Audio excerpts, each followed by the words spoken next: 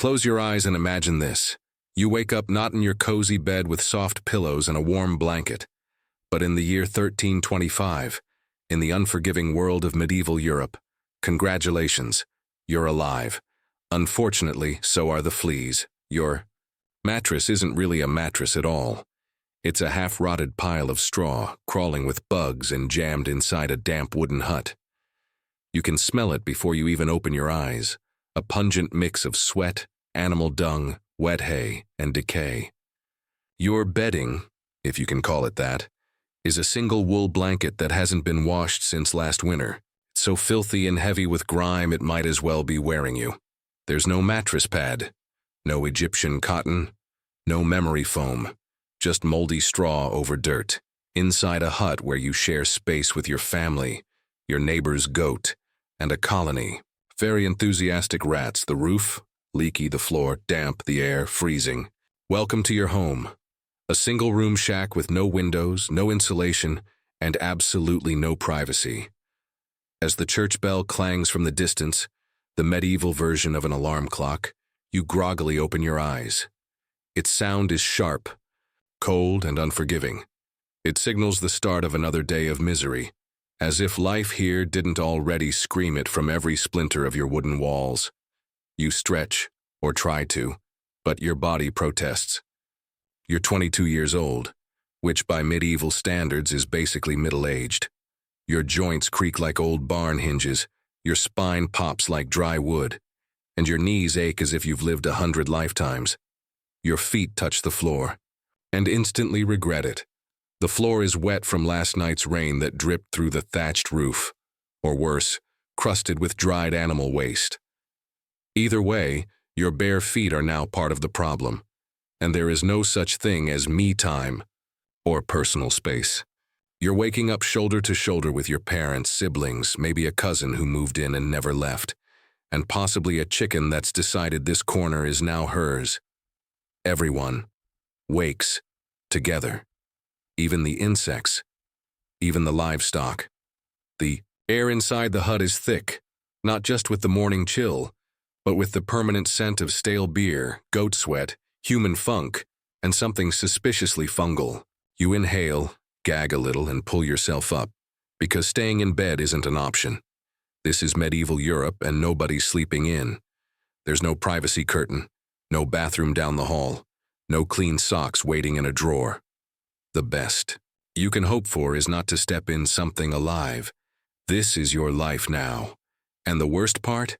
This is the best part of your day, because from here on out, things only get filthier, colder, more painful, and unbelievably more humiliating.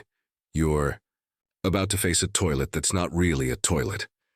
You'll eat food that can barely be called food. You'll wear clothes that itch like fire and don't come off for weeks. Your teeth are probably already rotting, and your job today is simple. Don't die. Welcome to 1325. Forget fairy tales. Forget castles and shining armor. In the real Middle Ages, you wouldn't last a single day. But don't worry, this was just your morning. So you've survived your filthy, freezing, flea-infested wake-up call. You're sore, tired, and possibly already sick. But now, something even more urgent hits you. You need to relieve yourself, and that's when reality kicks in. There's no bathroom, no sink, no soap, no porcelain throne, not even a rickety outhouse with a creaky door. This is 1325, and you're about to discover why using the bathroom in the Middle Ages was less of a private moment and more of a daily humiliation. Ritual. If you're a peasant, and let's face it, you are, your toilet is likely a wooden bucket behind your hut. It's already full because Uncle Wolfstan had a rough night with some spoiled turnips, and he didn't exactly clean up after himself. The stench is biblical. You hold your breath, hover over the edge, do what you came to do, and then comes the fun part. You toss it into the street. Yes, the public street. It's not just you, everyone does it. Entire towns operate this way. Streets function as open sewers, churning rivers of human waste, animal dung, food scraps, and mysterious liquids you don't want to name. Before you dump, you're supposed to yell, "Garde l'eau," an old French warning that means watch out below. But nobody ever reacts fast enough, especially not the tourists. Now imagine this every day. Every home, every window, every alley, all dripping with poop water. You don't walk through a medieval town, you wade through it. If you're lucky enough to live in a city with public latrines, congratulations. You get to sit shoulder to shoulder with strangers on a wooden bench with holes. No walls, no stalls, no dignity. Just a room full of grunting peasants and zero ventilation. The smell? Legendary. The privacy? Non-existent. The experience? Traumatizing. And don't ask about toilet paper. There is none. Instead, you wipe with whatever's handy, a handful of straw, a rag if you're lucky, a leaf, or a mossy stone, or, and this is real, nothing at all. Because in 1325, the only thing worse than doing your business is cleaning up after it. Even if you're rich, say a nobleman in a castle, it's not much better. You might have access to a garderobe, a fancy term for a hole in the wall, that drops your waist down the side of the building or directly into the castle moat. Sounds clever until you realize enemy soldiers know this. And yes, they have been known to climb in through the waste chute. That's right, infiltration by poop tunnel. There's also the honey pot, a ceramic bowl under your bed, but someone has to empty that. And if it's not you, it's your poor chambermaid who's already fantasizing about setting the castle on fire. So whether you're a farmer or a baron, relieving yourself in the Middle Ages is cold, public, disgusting, and often dangerous. Slip on a whetstone and fall the wrong way? Congratulations.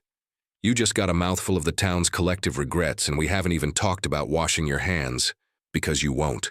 Soap? Rare. Water? Contaminated. The concept of hygiene?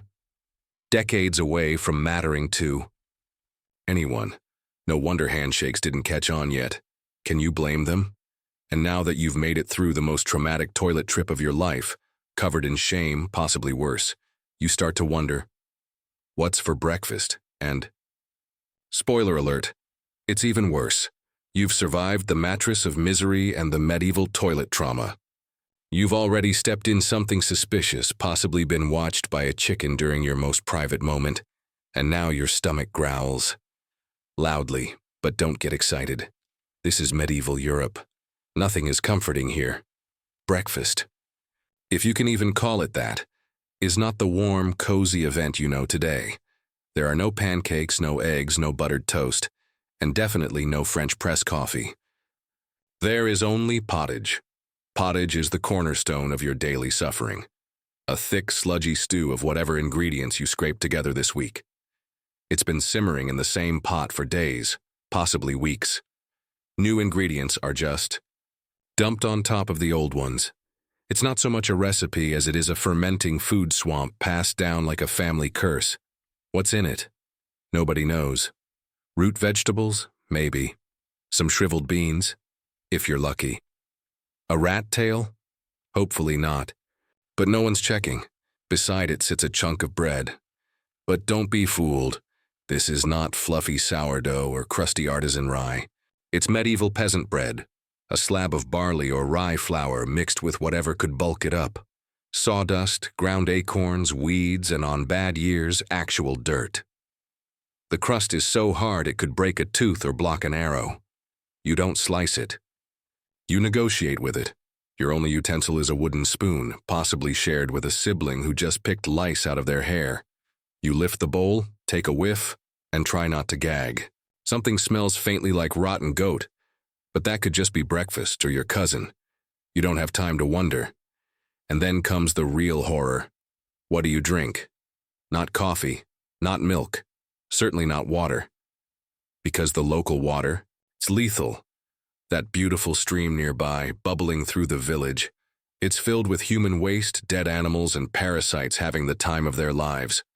Someone probably just dumped a bucket of poop into it from a second-story window. You know this because you did the same thing an hour ago. So instead, you drink beer. Yes, beer. At 6 in the morning. But not because you're partying. It's because it's the safest thing available. Medieval beer and/or small ale is low in alcohol but boiled during brewing, making it safer than any available water. It's flat, warm, and vaguely bitter. Children drink it, pregnant women drink it, the elderly drink it. No one's happy about it, but at least it won't kill you immediately. Want milk instead? Good luck. Fresh milk spoils in hours, especially in summer. Butter and cheese? Maybe. But they're also breeding grounds for bacteria. Still dreaming of eggs? That's cute. Eggs are a luxury, usually reserved for feast days or when your chicken feels generous. Meat? Rarely. Most peasants eat it a few times a year, if that, and only if someone nearby dies or a feast day gets unusually generous. Spices don't make me laugh. A pinch of pepper costs more than a month's wages. Nutmeg and cinnamon are worth more than gold. Salt is so valuable it's literally locked up.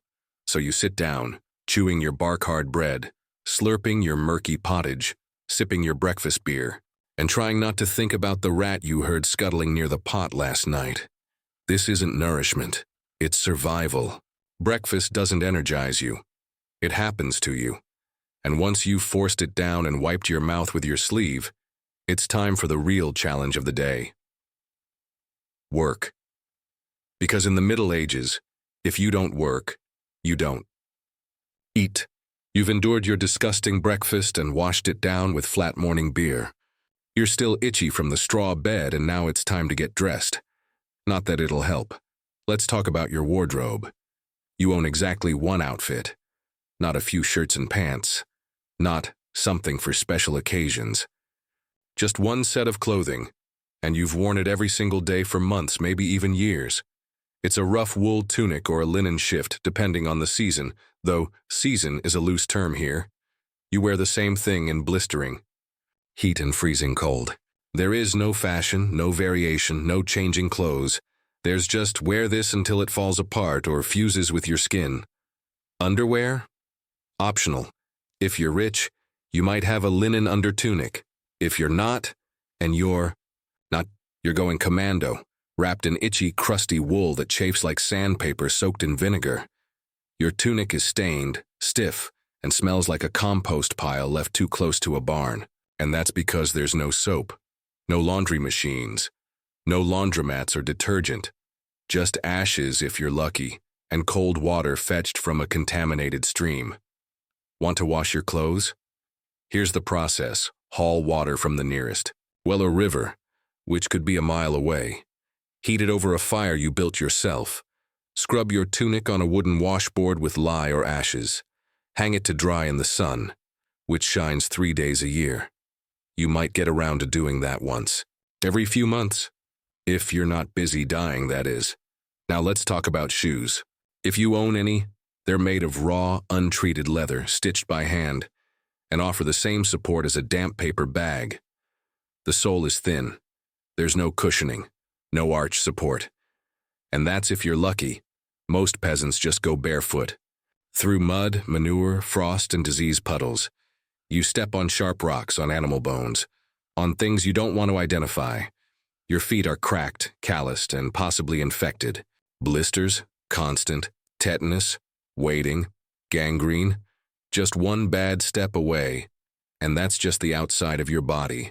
The inside is even worse, because your skin is at war. You're itching constantly. Fleas, lice, bedbugs, they're not occasional visitors.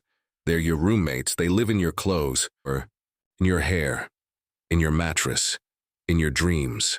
Everyone has them. Nobles have them. Priests have them. Monks have them. Children, walking insect hotels. You can feel them crawling under your tunic, biting your scalp, feasting on your ankles. You scratch your armpits with a wooden spoon in public. No one blinks, because everyone else is scratching too. Your skin is red and raw. Your scalp is a minefield of scabs and bites. And if you develop a rash, too bad.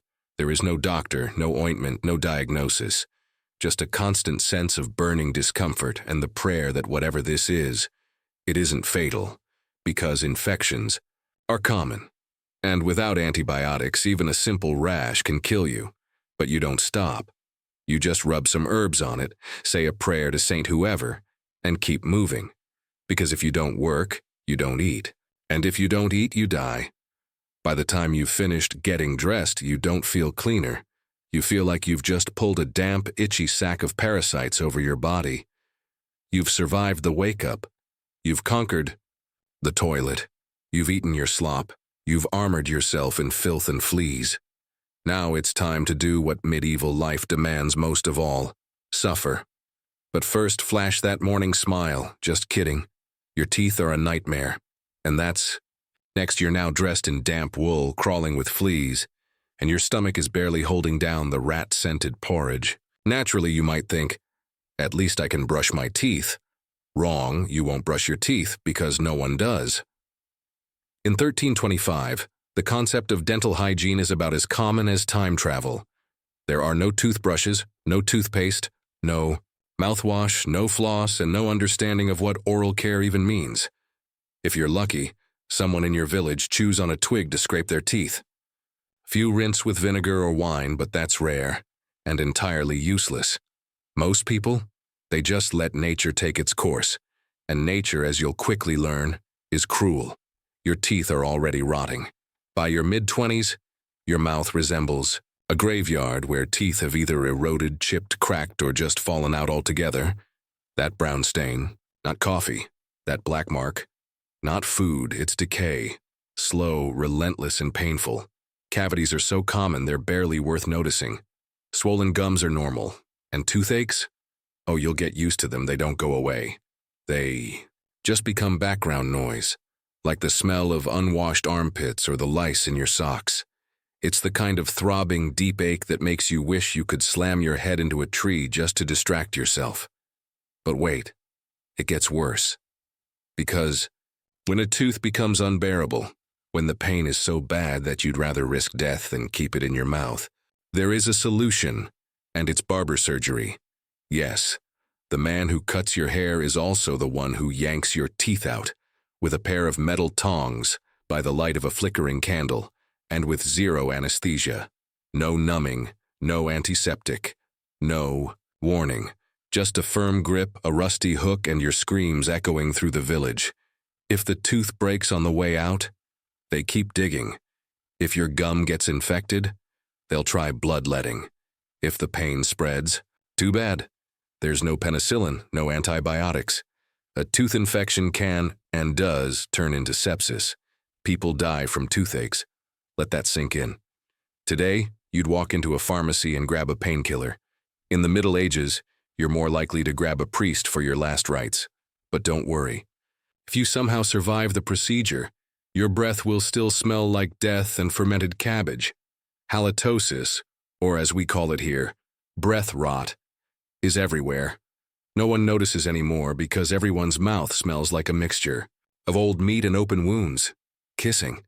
Only if you really, really love someone and have no sense of smell. And by the way, sugar is becoming a thing, but only among the rich. They import it at great cost, bake it into pastries, and rot their teeth even faster than peasants. Nobles are proud of their black, crumbling molars like it's a status symbol. For the poor, you rot slowly over years. Thanks to gritty porridge, rock-hard bread, and chewing through despair every morning. There's no orthodontist, no enamel care, no dental plan. Your teeth are just tools, abused until they fall out, and you haven't even started your day's labor yet. But that's coming because the medieval workplace, it's not an office. It's a death sentence. Your teeth are rotting. Your clothes itch. You've eaten what could technically be called food. And now, it's time to work. But don't think job in the way we understand it today. There is no career path, no office desk, no lunch break, no retirement plan. In the Middle Ages, your job is simple. Don't die while laboring for someone else's comfort. You're a peasant, like 90% of the population. That means your job is to farm land you don't own, raise food you don't get to keep, and pay taxes to a lord who doesn't know your name. And if he does, it's only because your family still owes him 5 chickens and a prayer. Your day starts at sunrise, not figuratively, literally. You get out of your hovel and head straight into the fields, tools in hand, joints already aching from years of abuse and malnutrition. Your tools? A wooden hoe, splintered from overuse, a rusty sickle, dulled by time, and whatever's left of your spine. There are no tractors. If you're lucky, you might borrow an ox if you have something valuable enough to trade. Otherwise, you are the ox. You dig, you sow, you weed, you carry water. From sunrise to sunset, 6 days a week, Sunday, supposed to be a day of rest. But if you're mid-harvest or trying to prevent a famine, that rest goes out the medieval window. Rain, you work. Blistering. Heat, you work. Sick, you work. Because if you stop, there's no social safety net waiting. You either work or starve. Your lord, the landowner, might show up once a year in polished boots and furs to remind you that he owns everything, including your crops, your land, and technically your existence. You owe him taxes, labor, and absolute obedience. You break your back while he dines on meat, wears silk, and writes poetry about how noble it is to be close to the earth. You are close to the earth, all right. You're practically becoming, and if you're a woman, surprise. You don't escape any of this. You do everything the men do, then go home and feed the animals, cook the meals, spin wool, wash clothes, raise children, and pretend your husband's lice aren't now your lice. Your children? They don't get to be children. By age 5, they're in the fields with you, raking dirt with tiny hands, carrying buckets, chasing off birds. There's no school, no toys, no bedtime stories. Just labor and the dream of not dying from the flu.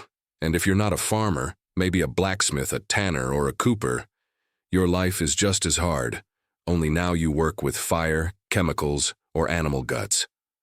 All day. In a wooden shack with no windows and lungs full of smoke. The pay, bare survival, the perks, occasional bleeding, break a bone, too bad. Wrap it in cloth and keep going. Get a fever? Drink warm beer and pray. There are no unions, no workers' rights, no labor laws. There's just muscle, mud, and misery. You can't stop. Not for a moment. Because if you do, someone else will take your place. There's always another desperate peasant behind you, willing to work for less food and more suffering. You're not building a career, you're not chasing dreams. You're digging your grave, one furrow at a time. So you grip your wooden hoe. You ignore the blisters and the back pain. You keep going. Because in the Middle Ages, work doesn't make you free. It just keeps you alive. Barely. Your back is on fire from bending over rows of unforgiving soil. Your hands are blistered, your feet are frozen or scorched, and you're running on beer and barley mash. As if life weren't already hard enough, here comes another constant enemy. The weather. In the modern world, you complain if your office is too cold or the AC is acting up. But in the Middle Ages, you live and die by the sky. There is no insulation, no heating, no cooling. Nothing stands between you and the full, brutal force of the elements. Your house is a wooden box with gaps big enough to let in birds. Your windows are covered in cloth, not glass. Your door creaks like it's terrified of its own hinges. And if you have a fireplace, there's barely enough firewood to keep your fingers from turning black. Let's start with winter. There's no thermostat, no hot water bottles, no wool socks unless you spun them yourself. And good luck with that when your hands are cracked and bleeding. Your walls leak. The wind howls through holes in your roof. You wear the same damp wool tunic day after day, hoping that this time you won't wake up with icicles in your eyebrows. You sleep huddled with your entire family, not for warmth or love, but because if you don't, someone won't wake up. You wake up every morning with your nose numb, your toes stinging, and your fingers too stiff to hold a spoon. Frostbite? They don't even call it that. They just call it bad luck. But let's say you survive. The winter. Great! Now you get to suffer through summer. Your house transforms from a freezing box to a clay oven. There's no fan, no breeze, and absolutely no deodorant. You sweat through your itchy wool, but you can't take it off. Modesty is sacred, and so are sunburns and insect bites. You try to sleep, but the heat is unbearable. The air doesn't move. The stench is overwhelming. Your body sticks to the straw, which now smells like something died in it. Which, by the way, is entirely possible. Flies swarm your face. Mosquitoes buzz endlessly. You slap at them until your skin is raw, but they never stop. You share your bed with lice, fleas, and sweat-slicked misery. Outside, you're forced to keep working. under a sun so hot it feels like judgment. You wear your tunic like a wet blanket, dragging your blistered feet through the dirt while your thighs chafe into open wounds.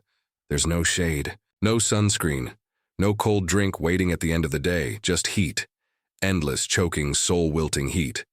And when the rain comes, you might feel relief, until you remember your roof leaks, your floor is mud, and you're sleeping next to livestock, who think nothing of relieving themselves where you keep your shoes. You try to collect rainwater, but the barrel is filled with dead bugs, bird poop, and a nice layer of slimy moss.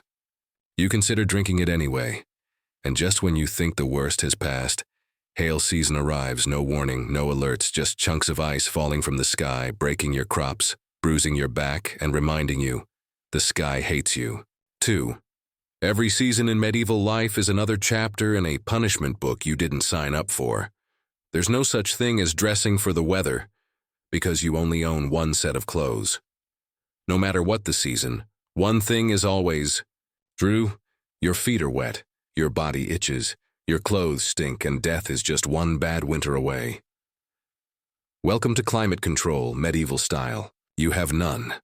By now your body is sore, your skin is raw, and your spirit is somewhere between exhaustion and quiet despair. You've survived the mud, the work, and the weather. Maybe now, just maybe, you can splash some water on your face, rinse your hands, or take a small drink to cool down. Too bad, because in the Middle Ages, water isn't your friend. It's your silent, invisible enemy. The nearby stream might look fresh and inviting, bubbling through the trees like something out of a fairy tale. But behind that shimmer is danger.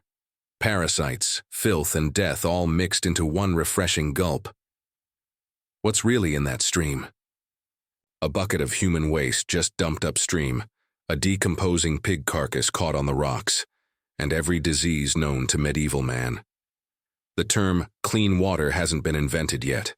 There are no filters, no boiling precautions, and definitely no understanding of germs. You drink what's there and you pay for it. That's why beer, flat, weak, and warm, is the safest thing to drink. Everyone drinks it, even children. Because unlike stream water, beer is boiled during brewing, which kills the worst of the bacteria. It won't hydrate you. It won't help you think. But it won't kill you immediately. So that's considered a win. And bathing? Oh, bathing sounds nice, doesn't it? Unfortunately, medieval people don't bathe. Not because they don't want to, but because they believe it's dangerous. That's right. The common belief was that washing yourself opened your pores and made you vulnerable to disease. So, instead of washing off the filth, you let it harden into a protective crust. Congratulations, your grime is now your armor. There are communal bathhouses in some towns. And yes, people do go to them occasionally. But over time, they've gained a reputation for gossip, gambling, scandal, and sex. Naturally, the church doesn't like that. So bathhouses get shut down, accused of being dens of sin, and even if one's open, the process is a nightmare. 2. Bathe you'll need to. Fetch water from the well. Carry it home in a heavy wooden bucket. Heat it over a fire that takes an hour to get going. Pour it into a leaky wooden tub. Hope no one else used it before you, or plans to, after, want to wash. Your face with rainwater? That's cute. The barrel you collect it in is filled with bird poop, floating insects, and slimy algae, and yet it's still your best option. Soap? A luxury. Bathing tools? Crude and rare. Hot water? Only if you chop the wood, build the fire, and survive. Long enough for it to boil. Even washing your hands after, say, cleaning an animal carcass or handling manure isn't really a thing. You just wipe them on your tunic, which already smells like 3 diseases and a dead squirrel. And this isn't just about comfort. This is about life and death. You don't wash your body, so rashes fester. You don't clean wounds, so cuts get infected. You don't purify your water, so you die slowly from the inside out. Cholera, dysentery, parasites, worms. These are not occasional health scares. They are daily facts of life. Every sip is a gamble. Every splash is a risk. Every drop of water is a loaded weapon. So the next time you run a bath or fill a glass from the tap, remember, in the 1300s, Water didn't cleanse you. It tested you. And if you failed, you didn't get sick. You just didn't get up again. Let's say you've made it this far. You've worked through infection, weather, lice, and rot. But now something has gone wrong. Maybe it's a fever. Maybe you stubbed your toe on a rock shaped like Satan's elbow. Maybe your tooth has swollen to the size of a walnut. Whatever it is, you're sick, and you need help. So where do you go? Nowhere. Because in the Middle Ages, medicine isn't healing. It's polite torture with a theology degree. You won't find a hospital. You won't find a doctor. What you'll find is someone in a robe with a knife, a prayer book, and a theory. About your humors, yes, humors. According to medieval science, your body contains 4 fluids: blood, phlegm, yellow, bile, black bile. Every illness, no matter how minor, is the result of your humors being out of balance. Have a fever? Too much blood. Feeling sad? Too much black bile. Stomach pain? The wrong kind of phlegm. Stubbed your toe? Somehow also humors. So, what's the cure? Bloodletting.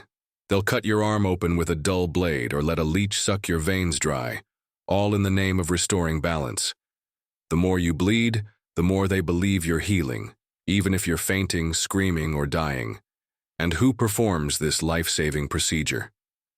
The barber.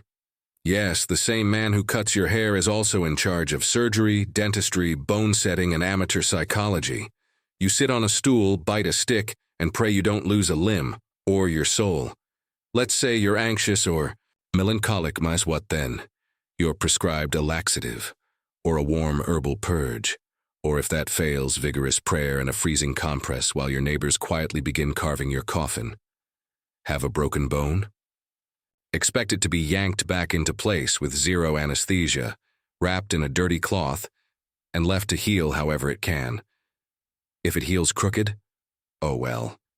If it gets infected, hope you like fever dreams and a public funeral. Surgery? It exists. Barely. Instruments are not sterilized.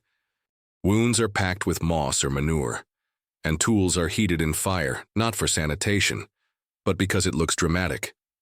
There are no antibiotics, no painkillers, no antiseptics, and no one has any idea what a germ is. They think disease comes from bad air, sinful thoughts, or God's disapproval. Got a stomachache? That's on you. You probably sinned in your dreams. Warts, witchcraft, pimples, demonic imbalance, seizures, possession. If you're lucky, you'll get a priest to visit your bedside and give you last rites, just in case your soul gets lost on the way out. And if you survive all of this, you don't thank the barber. You don't thank the herbs. You thank God and hope he's in a good mood tomorrow, because recovery doesn't mean you're better. It just means you've been spared. For now. So when illness strikes in the 1300s, just remember, you won't be cured. You'll be bled, burned, purged, or prayed over until you either crawl back to the fields or get carried to the grave. You've survived another brutal day. Your back is broken, your stomach hollow, your teeth throb, and your skin burns under layers of filth and wool. As the sun bleeds out behind the trees, you shuffle back to your hovel for one last moment of hope. Dinner. But hope is a mistake, because the Middle Ages, dinner is not joy. It's not warmth. It's not family gathered around a crackling fire. It's a gamble. Let's start with the obvious. Food preservation doesn't exist. There's no fridge, no freezer, no airtight packaging or expiration dates. There's salt if you're lucky enough to afford it. There's smoke, which might preserve meat for a few days. Otherwise, your food is a bacterial playground, sitting in a sack or hanging. In a smoky corner, marinating in flies, mold, and medieval mystery.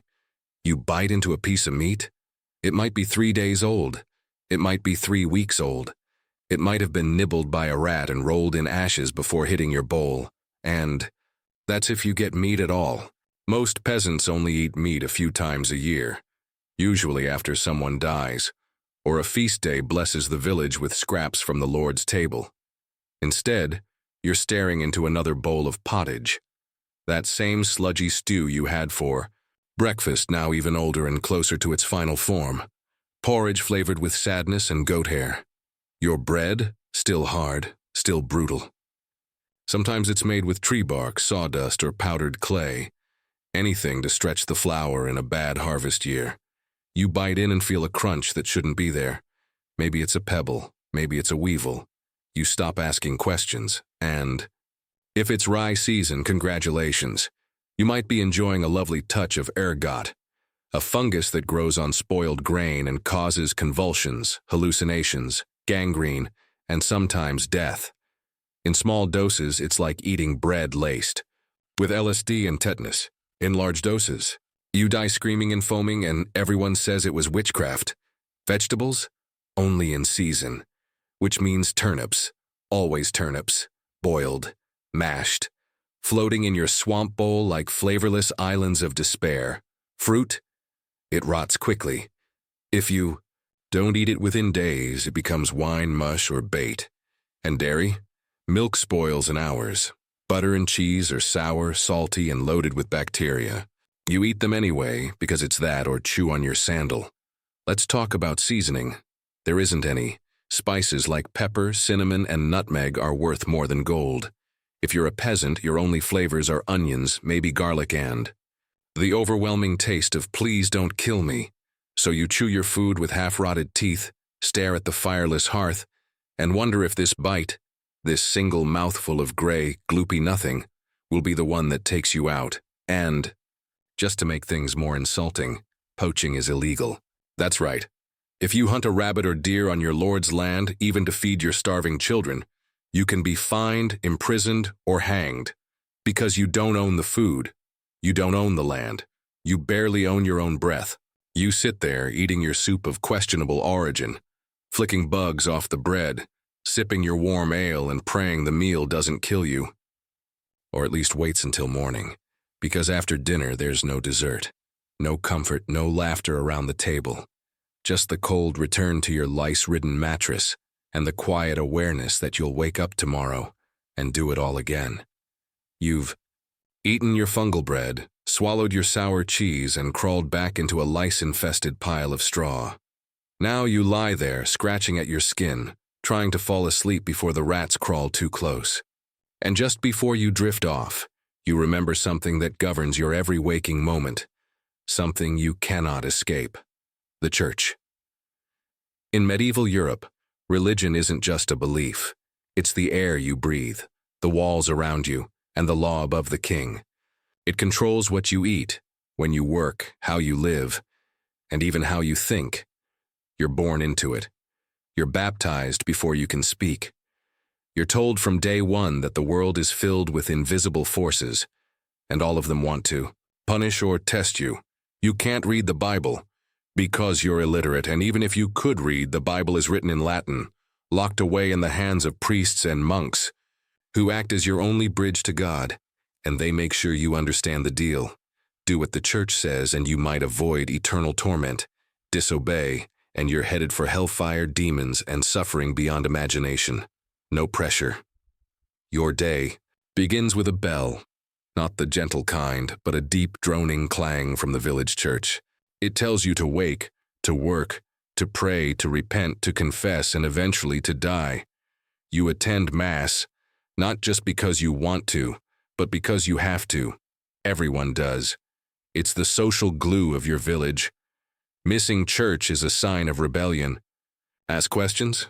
You're suspicious. Question a priest? You're dangerous. You tithe, meaning you give 10% of everything you produce, no matter how poor you are. That includes grain, chickens, eggs, coins, even labor, if that's all you have. The church is the largest landowner in Europe. It owns villages, towns, fields, and castles. Its wealth is staggering. Priests may live humbly, but bishops and abbots eat. Well, drink deeply and wear robes lined with gold, and yet it's your duty, as a soul crawling through sin, to give more. You live in fear of God's wrath, but also in fear of the devil, who's watching you every moment. Every bad thought, every idle hand, every hint of pride. It could drag you straight to damnation. Your nightmares are filled with visions of purgatory, where souls burn for centuries. Church art is not serene. It's brutal, graphic, and terrifying. Walls are painted with demons ripping people in half, saints being flayed alive, and sinners begging for forgiveness too late. Everything is a sin. Skipping Sunday Mass, working. On holy days, thinking about lust, eating too much, laughing too loudly. And if you sin, you confess. In a cold booth, to a man who holds your soul like a rope over a fire. Confession isn't therapy, it's survival. And for women, religion is even more punishing. The church teaches that Eve's sin brought all suffering into the world. Women are seen as morally weak, physically inferior, and spiritually dangerous. Their place is obedience to husband, priest, and God. If a woman speaks too freely, thinks too much, or acts too independently, she might be accused of heresy or witchcraft. And in that case, the church doesn't offer counseling. It offers firewood. But despite all of this, despite the fear, the control, the punishment, people cling to religion like it's the only thing holding their world together. Because for all its cruelty, it gives them meaning in misery, hope in hunger, and the idea that all this pain will matter someday. Maybe not now, maybe not in this life, but in the next. If you're lucky. So you lie there in the dark, whispering. A prayer you barely understand, hoping that tomorrow brings fewer sins, fewer demons, and maybe, just maybe, a little less fire. By now, life in medieval Europe has already revealed itself as a relentless cycle of pain, labor, hunger, and fear. And that's if you're a man. But if you're a woman, the Middle Ages don't just make your life hard, they make it nearly unbearable. From the moment you're born, you're less than, less valuable, less educated, less free. You exist in a world that sees your body as a vessel for childbirth, your mind is suspect, and your voice is something to be silenced. Let's start with your future. You don't choose it, it's chosen for you. By age 12 or 13, you're already marriageable. Not because you're emotionally ready, but because your body can now carry children. That's the only requirement. Your family likely arranges a match with a man much older than you, perhaps a stranger, someone with land or a title, or just enough pigs to make the deal worthwhile. And love has nothing to do with it. Marriage is economics, politics, or desperation. Once married, your purpose is crystal clear. Bear children, serve your husband, keep your mouth shut. No education, no career, no property of your own. Legally, you're not a person, you're an extension of your husband. His decisions are your law, his word is final, his anger deadly. You cook, you clean, you weave, you mend, you raise children, you fetch water, you help in the fields, you make candles, sew clothes, and tend livestock. And if your husband is abusive, the church tells you to submit, pray, endure. Let's talk about childbirth, the one thing your entire life has been building toward. You will give birth at home, surrounded by other women, often with no medical training. There's no midwife certification, no sterile tools, no anesthesia. You lie on straw or hard planks, sweating through your wool, screaming into the void, and hoping you live long enough to hold your baby. You might not. 1 in 3 women die in childbirth. Those who survive often face fever, infection, hemorrhage, and sometimes fistulas, leaving them incontinent and shunned. And if the child dies, which happens frequently, you are expected to carry on. Because you're probably pregnant again in a few months. You spend most of your adult life either pregnant, nursing, or burying children, and society never stops watching you. Step out of line, speak too loudly, refuse a marriage, dress too boldly, know too much, and you become suspicious. You're called a scold, a temptress, a heretic, or worse. A witch, there's no protection, no court to plead your case. If a man accuses you of sorcery, the burden is on you to prove your innocence. Good luck with that. You may be dragged into town, stripped, tied, and subjected to tests. Drown you to see if you float, burn you to see if the fire rejects your sin, starve you to see if demons leave your body. And all this can start with something as simple as healing a neighbor with herbs, or speaking your mind in church. You are always on trial, By men, by priests, by neighbors, by silence. And even if you are lucky, if you marry a kind man, survive childbirth and avoid being labeled a witch, you are still bound. By your shiu. Gender, by the church, by the law, and by the unforgiving hand of a world that never saw you as equal.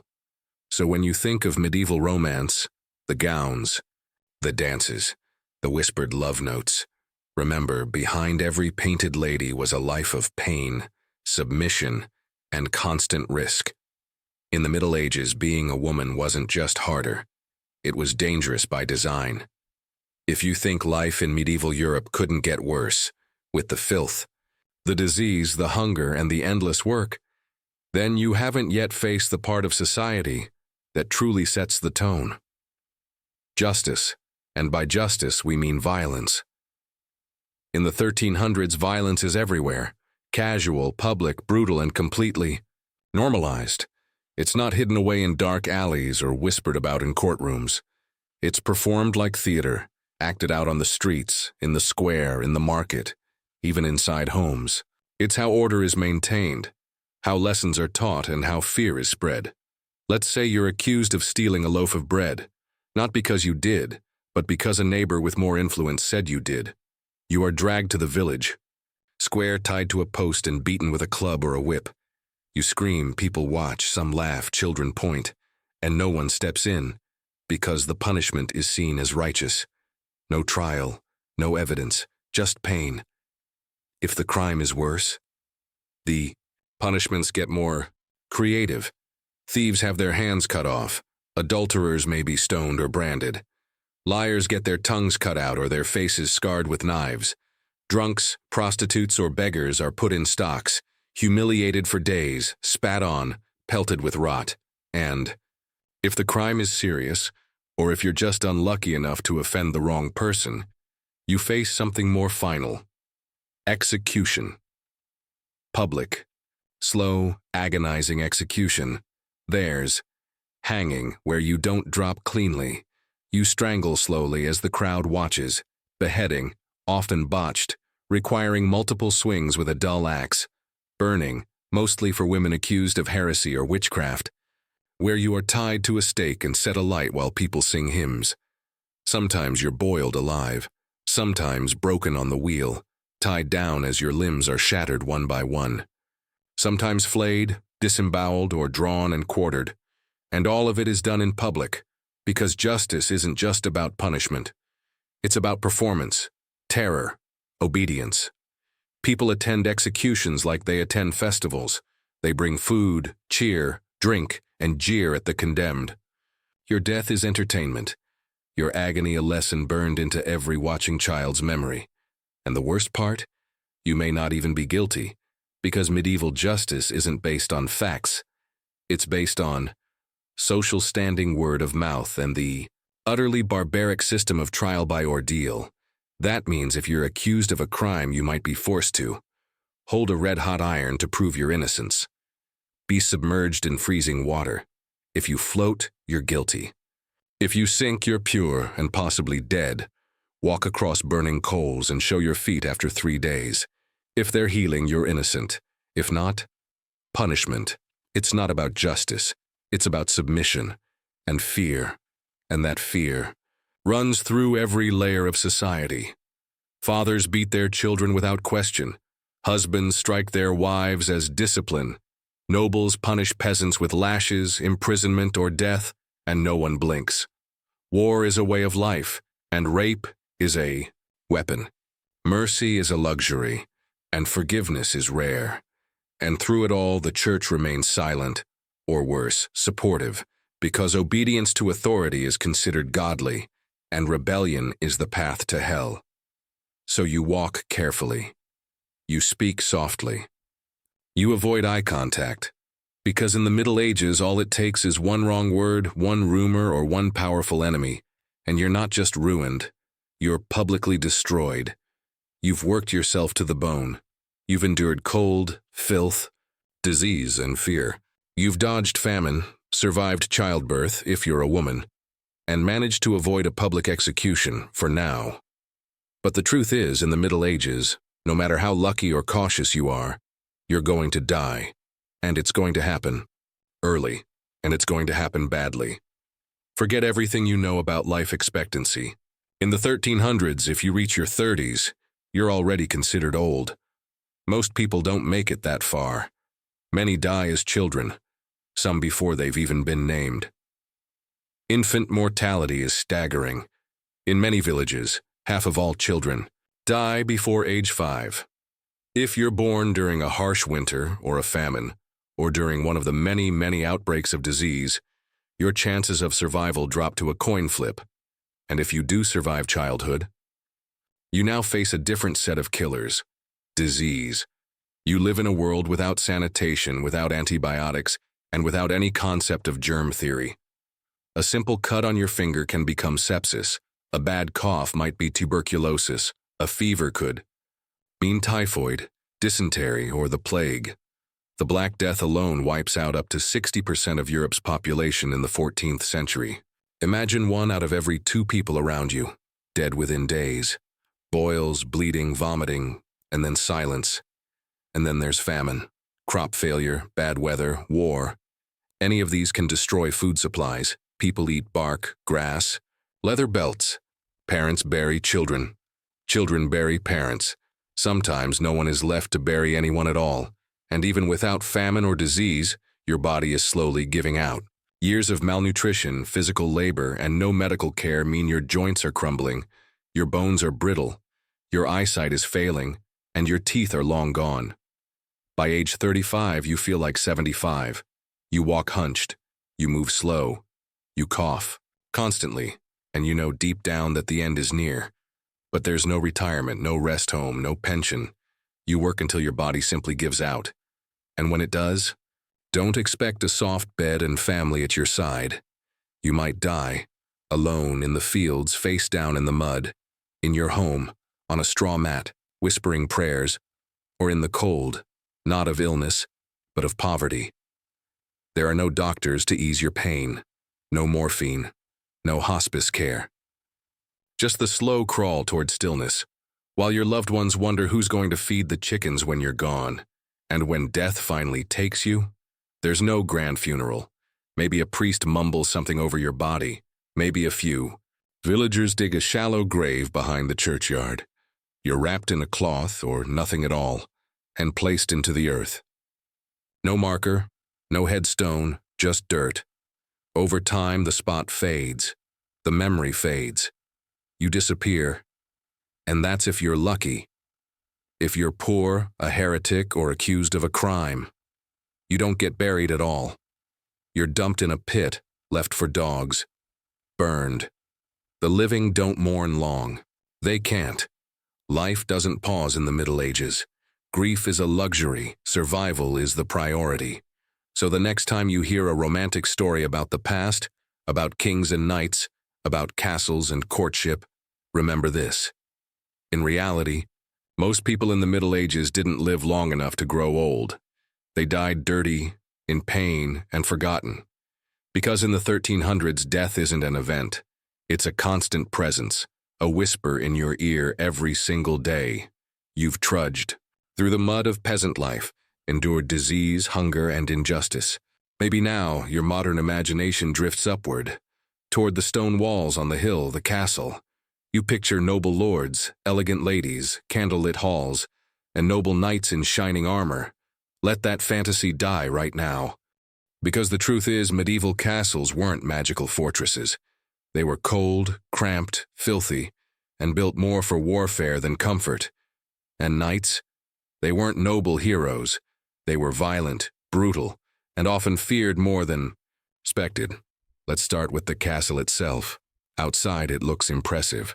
Thick stone walls, high towers, massive gates.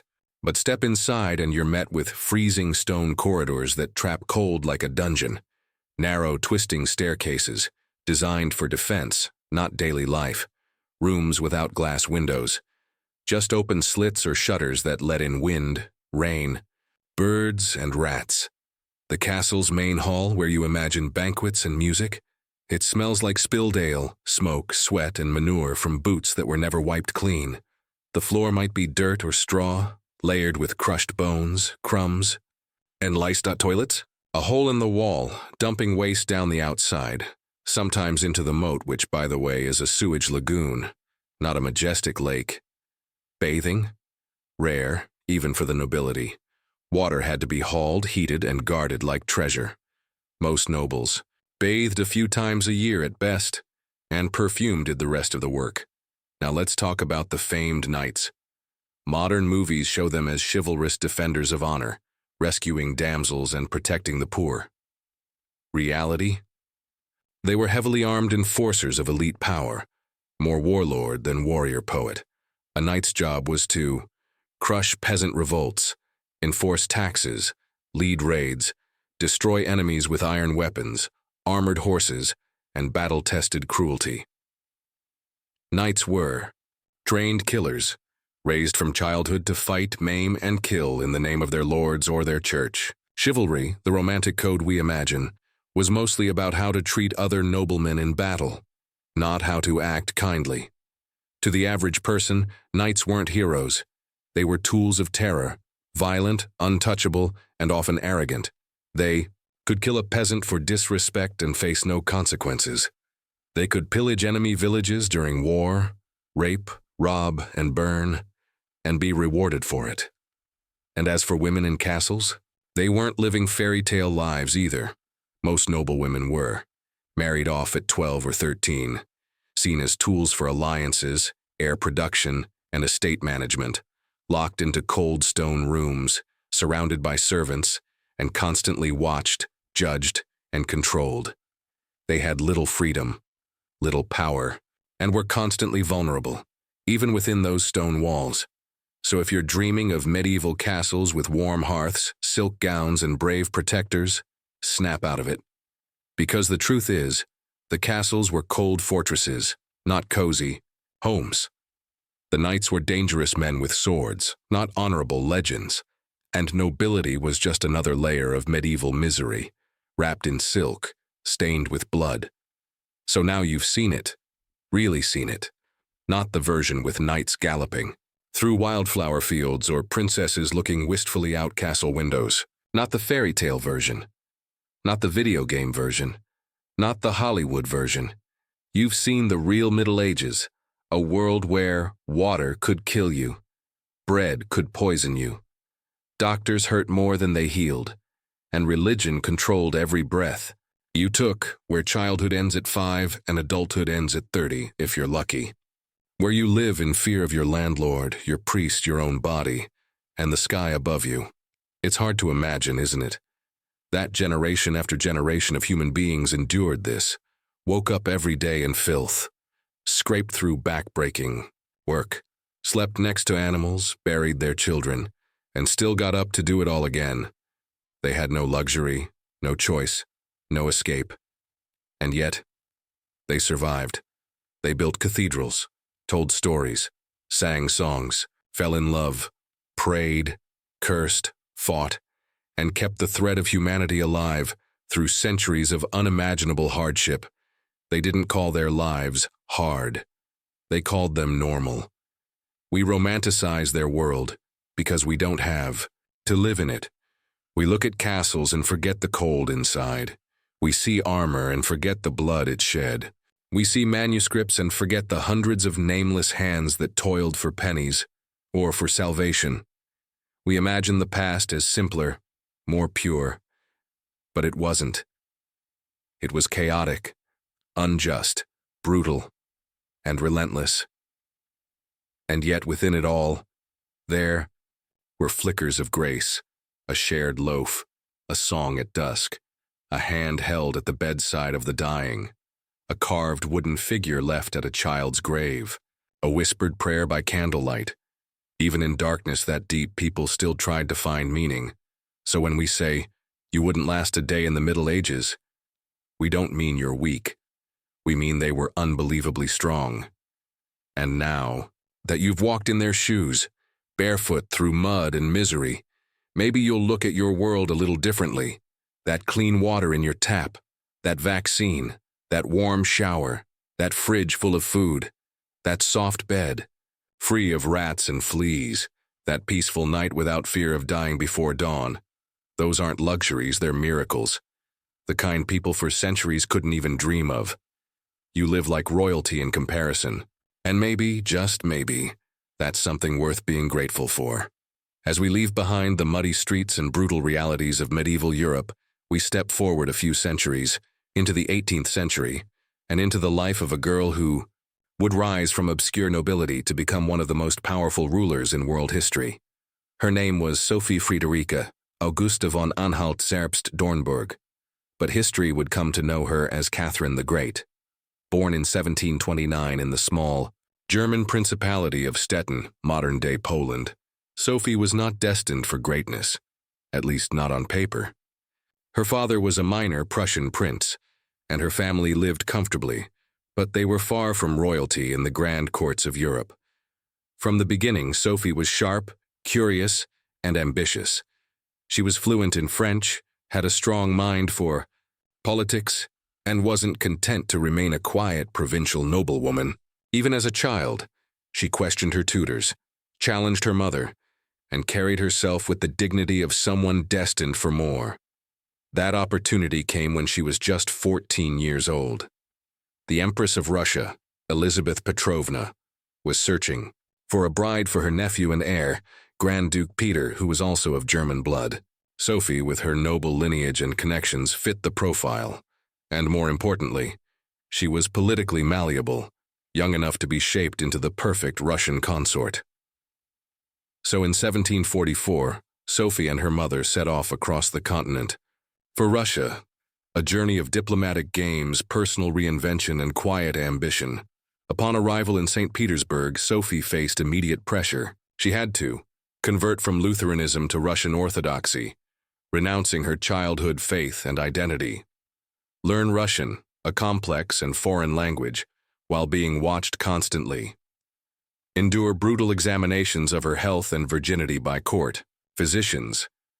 Navigate the hostile, suspicious environment of the Russian court, where whispers, betrayal, and rivalry were routine, and she did it all with grace, intelligence, and tactical charm. She adopted a new name, Ekaterina Alexeyevna, Catherine, and threw herself into Orthodox rituals with such sincerity that even the Empress was impressed. She studied Russian history, traditions, literature. She ingratiated herself with powerful courtiers, and perhaps most importantly, she endured her future husband, Peter. Peter was difficult, immature, petty, sometimes cruel. He played with toy soldiers, idolized Frederick the Great, and showed little interest in his new wife. Catherine, though devastated privately, kept her composure in public. She played the long game, waiting, watching, learning. Her first years in Russia were not glamorous. They were filled with loneliness, cultural shock, humiliation, and a deep sense of isolation. But they were also filled with strategic growth. Catherine understood something most young noblewomen didn't. Power wasn't given. It had to be seized, slowly, silently, with patience sharper than any sword. And as the years passed, Catherine transformed herself from a foreign teenager into a Russian empress in waiting, not by bloodline, but by sheer will. No one could yet imagine that this quiet, calculating girl would soon overthrow her own husband, seize the throne, and lead Russia into one of its greatest golden ages. But she could, because even in her earliest days on Russian soil, Catherine was already planning, already preparing, already becoming great. By the time Catherine had settled into life at the Russian court, she already knew two things. Her husband, Peter, was unfit to rule. She was not going to let that stop her. Catherine's marriage to Peter III was a nightmare hidden beneath royal silk. Peter was childish, cruel, and obsessed with Prussia, an enemy of Russia. He openly idolized Frederick the Great, dressed in military uniforms and paraded toy soldiers across their chambers. He publicly mocked Catherine, humiliated her in court, and neglected her in private. Their marriage was cold, political, and infertile, at least for a while. While Peter played with dolls and mocked Russian tradition, Catherine played a different game, one of charm, intelligence, and ruthless strategy. She read voraciously: philosophy, politics, history, enlightenment. Thinkers like Voltaire and Montesquieu. She built quiet alliances with key nobles, military leaders, and members of the powerful imperial guard. She learned the intricate webs of Russian power, court etiquette, and more importantly, how to survive inside them. In 1761, everything changed. Empress Elizabeth died, and Peter, awkward, unpopular Peter, became emperor. Now officially Peter III, his reign lasted just 6 months. Why so short? Because the moment he took power, he made a series of catastrophic mistakes. He withdrew Russia from the war against Prussia, enraging the army. He mocked the Orthodox Church, alienating clergy and believers. He confiscated church lands, angering nobles and peasants alike. And worst of all, he openly talked about replacing Catherine with his mistress. Catherine had been waiting years for this moment, and she moved fast. On the morning of July 9, 1762, Catherine left the palace, under the pretense of visiting the convent of St. Petersburg. But she went straight to the Ismailovsky Regiment, one of the elite military units loyal to her. There, dressed in a military uniform, she stood before the troops and proclaimed herself Empress Catherine II, by the will of the people. The soldiers cheered. Other regiments joined her. Priests came forward to bless her claim. Even the Senate declared her ruler. It was a bloodless coup, at least at first. Peter, stunned and powerless, was arrested, forced to abdicate, and imprisoned. He would not live to see exile. Just 8 days later, Peter was dead, under mysterious circumstances while in captivity. The official report blamed an accident during a drunken brawl, but no one was fooled. Catherine had taken power, and she would not give it back. And just 33 years old, Catherine, a foreign-born outsider, had outplayed the nobility, the military, the church, and even her own husband. She had claimed the throne not as a widow, not as a regent, but as an empress in her own right. And the Russian people, they embraced her, because unlike Peter, Catherine understood Russia's soul. She knew when to appear traditional, and when to be revolutionary. She knew when to flatter the church, and when to take its land. She knew how to govern with an iron hand wrapped in velvet diplomacy. Over the next decades, she would go on to expand Russia's borders by thousands of miles, modernize its legal system, champion Enlightenment ideals, even while ruling as an autocrat, correspond with Europe's greatest thinkers, while crushing uprisings at home, and turn Russia into one of the greatest powers in Europe. Her reign was complex, contradictory, brilliant, and brutal. Just like the world she ruled, Catherine the Great wasn't born into power. She took it piece by piece. And in doing so, she reshaped the fate of an empire. We've traveled from the brutal mud of medieval Europe to the candlelit chambers of imperial Russia. Now our journey takes one final turn, deep into the jungles of southern Mexico, where ancient stone pyramids rise silently through the trees. Here lies Palenque, one of the great cities of the ancient Maya civilization, and hidden inside one of its temples, untouched for over 1,000 years, rested a mystery, and a woman known only by a name given long after her death: the Red Queen. In 1994, archaeologists uncovered a sealed tomb inside the Temple Deoardi complex at Palenque. What they found was astonishing: a limestone sarcophagus buried in darkness, a skeleton coated entirely in bright red cinnabar powder, a deadly mercury-based pigment used for sacred rites, a face covered in jade beads and pearls, and beside her, the remains of 2 others, likely sacrificial attendants. She had been buried with reverence, wealth, and power. But who was she? Some believe she was Lady Ixtzakbu Ajao, the wife of Palenque's great ruler Pakal the Great, entombed just meters away in the Temple of the Inscriptions. Others argue she may have been a powerful priestess or ruler in her own right, one whose name was erased, lost, or intentionally kept hidden by time. But whoever she was, the manner of her burial spoke volumes. To the Maya, death wasn't the end. It was transformation, a return to the sacred underworld. Xibalba, a shadowy realm filled with gods, spirits, and trials. Burial rituals were designed not just to honor the dead, but to guide them safely into the afterlife. The Red Queen's body, painted in cinnabar, symbolized blood, life, and sacred power. It was a protection, a way of preserving her spirit, and perhaps even giving her divine status beyond the grave. Her tomb tells us about more than just one woman.